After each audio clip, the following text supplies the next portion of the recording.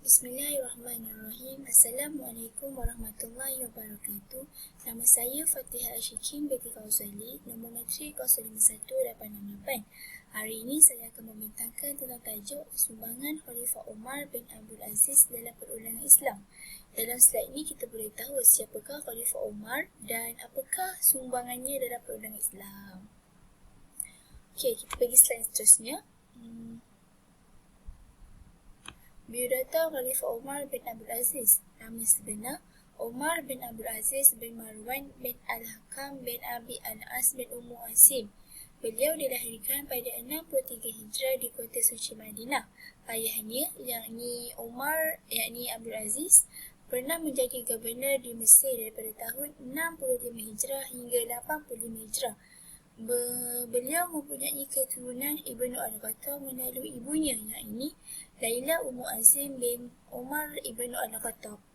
Imam An-Nawawi dalam Tahzibul Asma' menyatakan, tidak heranlah kalau Khalifah Umar bin Abdul Aziz ini memiliki ciri-ciri yang mulia dan terkemuka seperti yang dimiliki oleh Khalifah Umar Al-Khattab, kerana beliau ni mempunyai keturunan yang sama. Kepribadian Khalifah Umar telah mendapat perhatian meluas dan dikagumi umum. Okey, kat sini kita boleh nampak Khalifah Umar bin Abdul Aziz ini mempunyai peribadi yang sangat baik sehingga mendapat perhatian yang meluas. Khalifah Umar Abdul Aziz pernah diberi pelbagai gelaran seperti Al-Imam, Al-Hafiz, Al-Mujtahid, Al-Zahid, Al-Abid, Al-Sayyid, Amirul Mu'minin dan Ar-Rashid dan lain-lain. Khalifah Umar pernah menjadi Khalifah Bani Umayyah. Khalifah Umar juga telah menghabiskan usia mudanya di Madinah sehinggalah ayahnya meninggal dunia pada tahun 85 Hijrah. Selepas ayahnya meninggal, beliau diambil oleh bapa saudaranya iaitu Abdul Malik Marwan dan mereka tinggal di Damsyik. Khalifah Umar pernah dilantik menjadi gubernur di sebuah daerah kecil di Syam iaitu Hanfas dari wilayah Halab. Dengan perhatikan ini, untuk mendedahkan Khalifah Umar bin Abdul Aziz dengan pengetahuan dan pengalaman, pentadbiran serta strategi pemerintahan.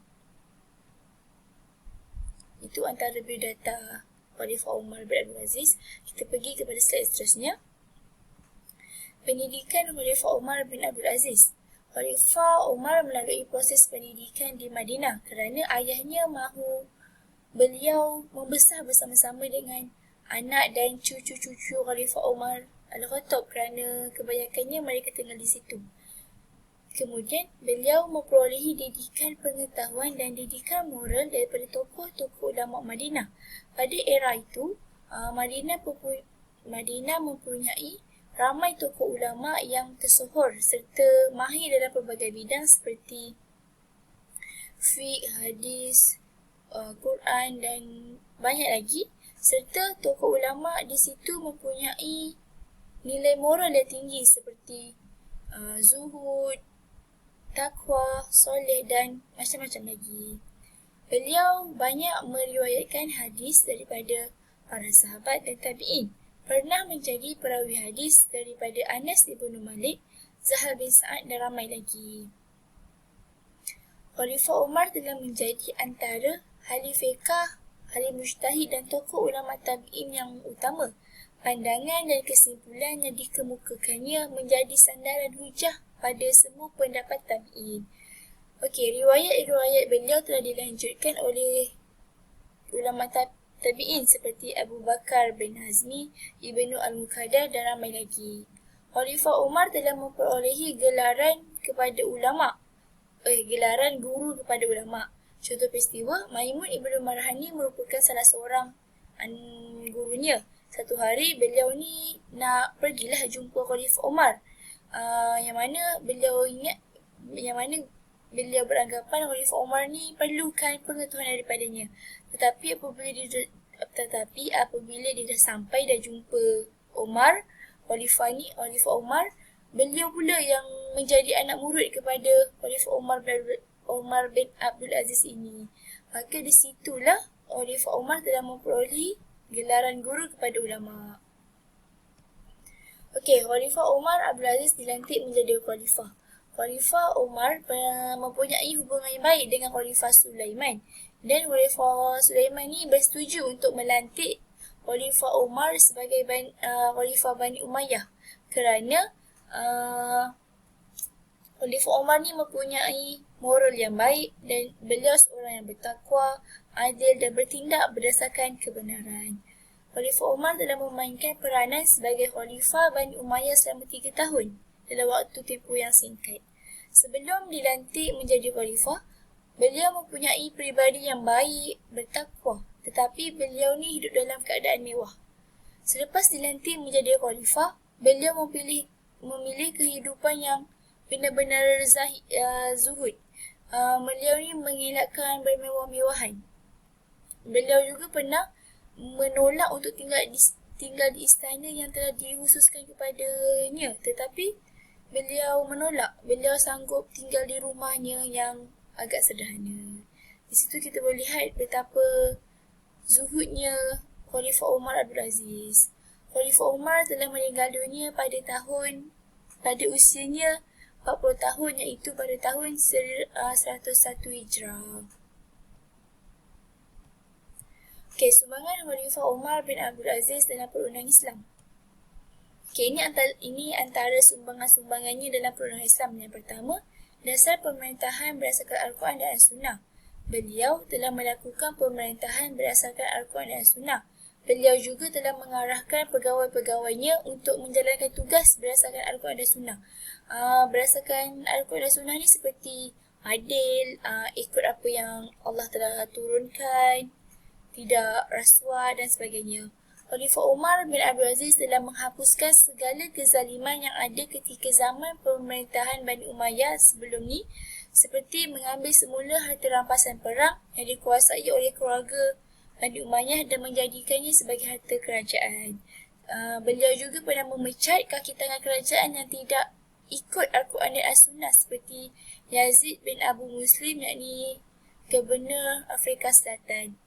Beliau juga telah menghapuskan rasuah di jabatan kerajaan kerana beliau ni seorang yang ikut kepada Al-Quran dan Sunnah.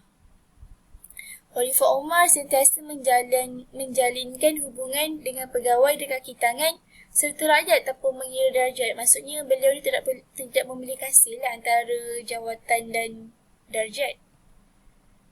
Okey. Seterusnya, beliau telah mengembalikan semula demokrasi Asyurah mengikut khususnya dalam membuat keputusan yang menyentuh dasar-dasar negara dan perkara yang berkaitan dengan rakyat. Khalifah juga telah membentuk pelbagai jabatan untuk memudahkan urusan pentadbiran ataupun pemerintahan seperti Jabatan Ketua Setiausaha, Jabatan Penerangan, Jabatan Cukai, Jabatan Pertanian dan banyak lagi. Sumbangannya yang kedua ialah menggalakkan perkembangan ilmu.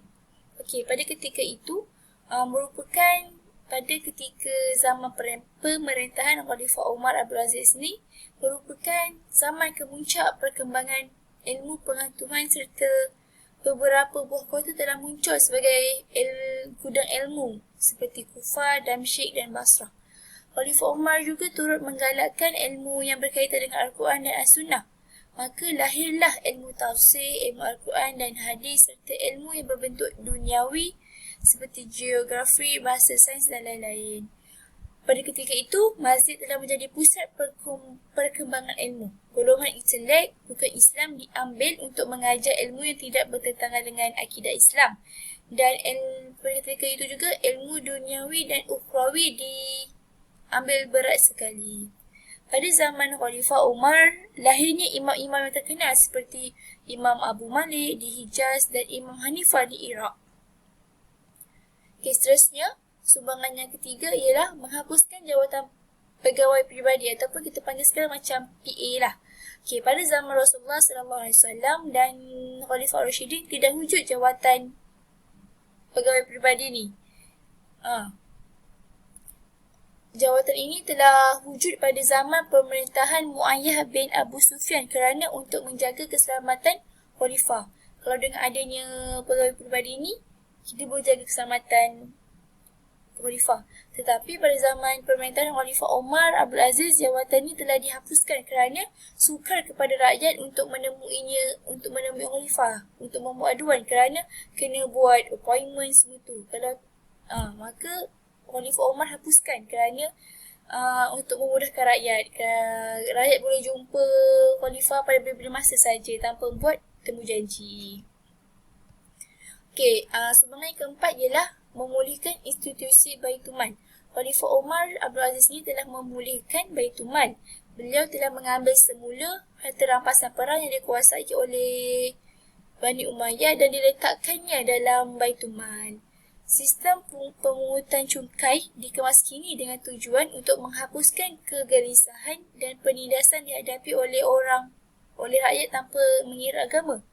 Cukai jizyah ke atas golongan mawali dihapuskan dan kadar cukai kharaj diturunkan. Maksudnya Khalifah Umar ni membuat ikut kemampuan orang lain. Khalifah Umar berbuat demikian adalah untuk menyesuaikan dengan polisi pemerintahan Rasulullah SAW yang menunjukkan dan memimpin ke jalan yang benar, bukan untuk memungut cukai saja. Tindakan ini mendapat sokongan padu daripada pegawai dan kaki tangan kerajaan. Okey, sumbangan seterusnya ialah mengubah dasar luar. Khalifah telah mengubah dasar luar kerajaan Bani Umayyah, iaitu sebelum ni kerajaan Bani Umayyah ni kerap mengadakan ekspedisi ketenteraan untuk meluaskan empire dan pengaruh Islam. Maksudnya sebelum zaman Khalifah Umar bin Abdul Aziz ini, kerajaan Bani Umayyah banyak guna peperangan untuk meluaskan dia punya pengaruh Islam. Tetapi pada zaman Khalifah Umar Abdul Aziz, beliau telah menggunakan kaedah diplomasi untuk meluaskan pengaruh kerajaan Islam kerana beliau tidak suka pertumpahan darah dan benci dengan peperangan. Beliau telah bertindak sebagai contoh peristiwa, beliau telah bertindak memanggil pulang tentera Islam yang berada di Konstantinopel ketika Panglima Musallah Al-Shirah sedang menyusun strategi untuk bertindak ke atas orang Kristian. Itulah antara sumbangan Khalifah Umar bin Abdul Aziz. Okey, di sini terdapat sumber rujukan yang saya lihat ketika saya melakukan kerja ini. Sekian saja daripada saya. Terima kasih Ustaz kerana telah mengajar saya dalam sejarah perundangan Islam ini. Terima kasih dan Assalamualaikum.